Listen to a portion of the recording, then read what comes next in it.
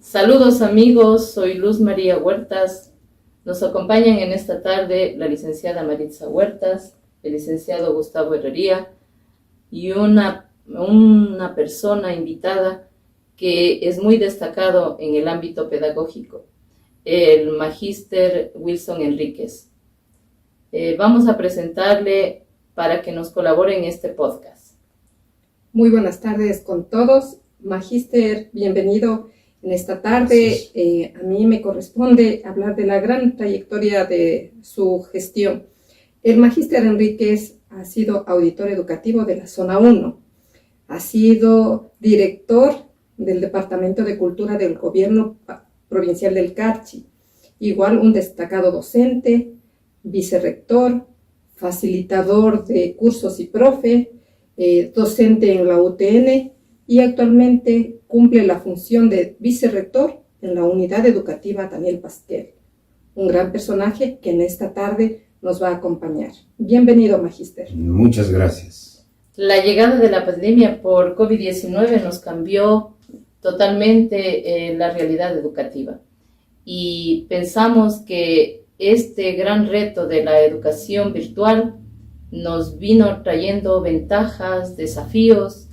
Por lo tanto, en este podcast, que lo hemos titulado Aprendamos con un gran pedagogo, lo vamos a compartir grandes experiencias de nuestro invitado especial. Bienvenido, magíster. Bienvenido. Sí. Para poder empezar y arrancar, pues partimos fundamentalmente del concepto de educación y de la pedagogía que venimos manejando en las aulas escolares. Por desgracia se podría decir que todas las teorías de la enseñanza y aprendizaje han sido construidas, han sido efectuadas por psicólogos más que por pedagogos. Por eso es muy importante dedicarnos a la investigación dentro de esa teoría crítica de la investigación como propios autores de nuestros procesos de aula. Desde luego las teorías de enseñanza-aprendizaje nos ubican directamente, podríamos decir, dentro del aula, cómo trabajar.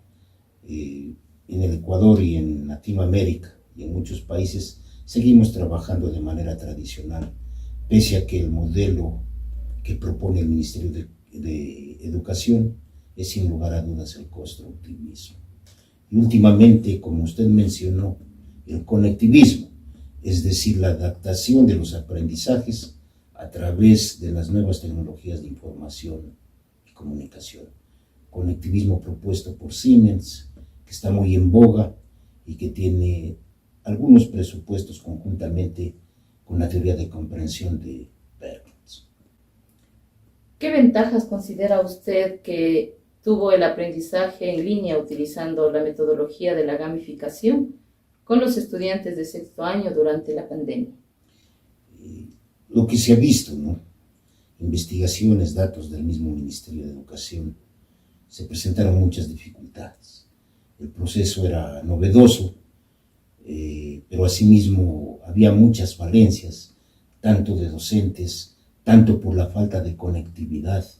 Entonces el Ministerio de Educación en esos entonces, estamos hablando de 2019-2020, tuvo que hacer cierto tipo de adaptaciones curriculares.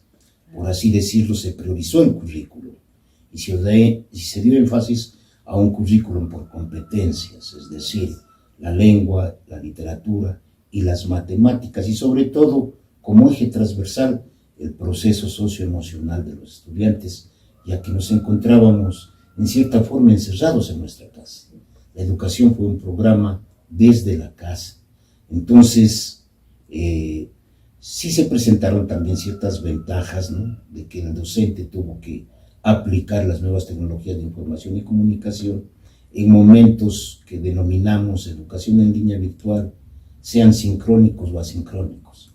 Más se comenzó a utilizar los procesos asincrónicos, es decir, entrega de tareas, revisión de las mismas, y sincrónicamente pues el ministerio tuvo que hacer contratos con ciertas plataformas digitales como constituye Teams.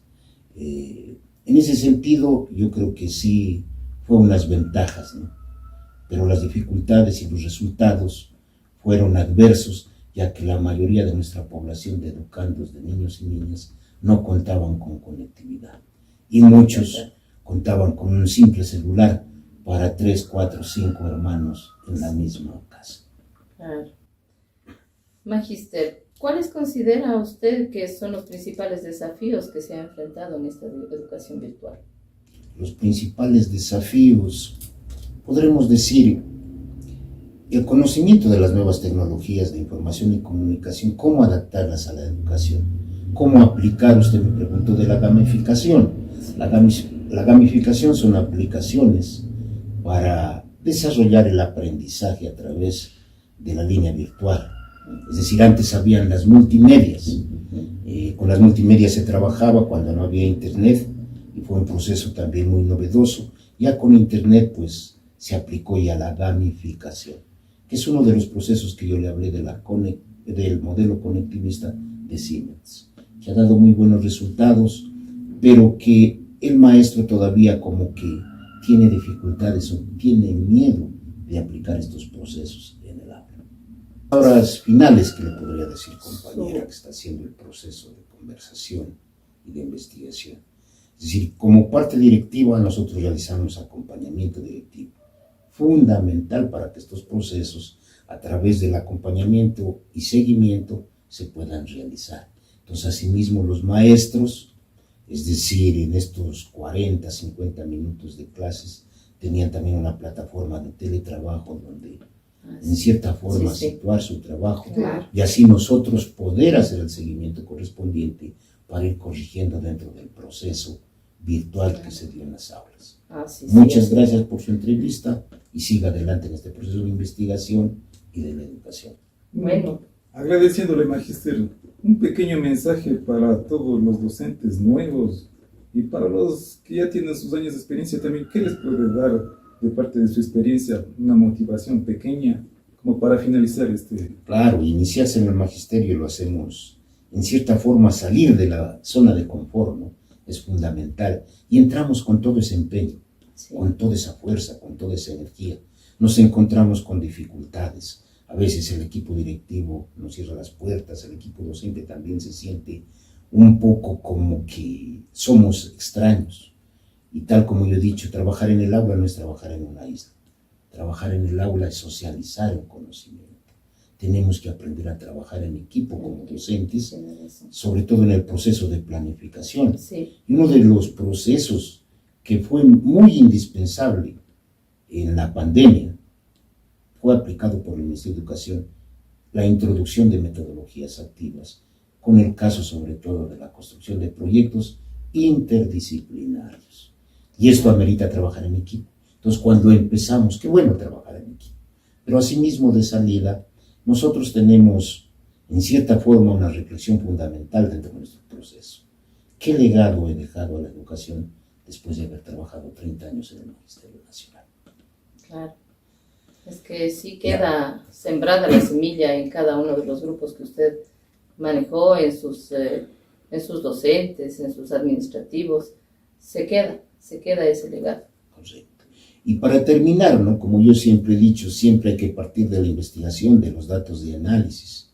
El proceso en la investigación McKinsey 2014 fue determinante cuando se investigaron los factores que dificultan, que obstaculizan la calidad del desarrollo de la educación.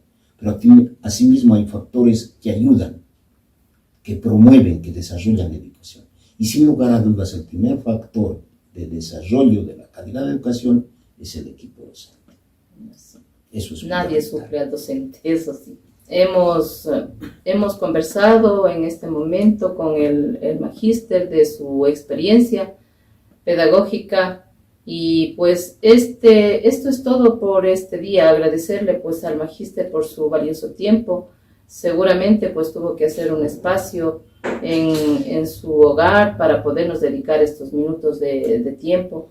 Y pues en un próximo podcast continuaremos con nuevos análisis de esta situación pedagógica. Bueno amigos, hasta aquí nos despedimos de ustedes. Se despide de ustedes su amiga Luz María Huertas. Gracias. Muchas gracias. Magíster. Muchas gracias, Magíster. Una buena tarde a todos.